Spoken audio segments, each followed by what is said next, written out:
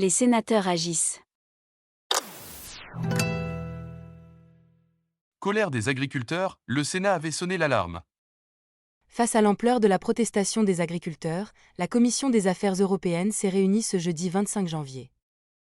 L'occasion pour son président, Jean-François Rapin, de rappeler les mises en garde répétées du Sénat sur l'impact pour les agriculteurs, de la dernière réforme de la politique agricole commune, la PAC, et de la stratégie européenne dite de la ferme à la table.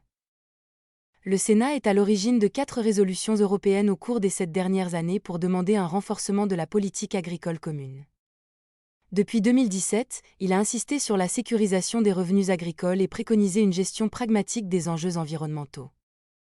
De plus, le Sénat a demandé à ce que la PAC bénéficie à minima d'un budget constant et soit considérée comme une priorité stratégique, dont les objectifs priment sur ceux de la politique de concurrence.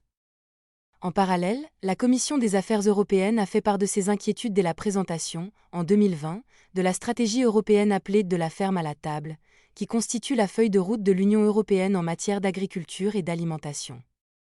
Alors que des études prévoient une baisse de production de 10 à 20% d'ici 2030, le Sénat a adopté, le 6 mai 2022, une résolution européenne pour revoir d'urgence cette stratégie afin de privilégier la production agricole et l'autonomie alimentaire de l'Union européenne, dans le contexte de la guerre en Ukraine.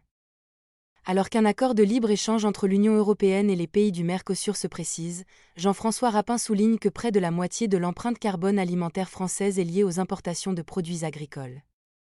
La Commission des affaires européennes exhorte à nouveau la Commission européenne à infléchir sa politique agricole et à mettre fin à la concurrence déloyale dont sont victimes les agriculteurs. Pour suivre ces travaux, rendez-vous sur le site internet du Sénat.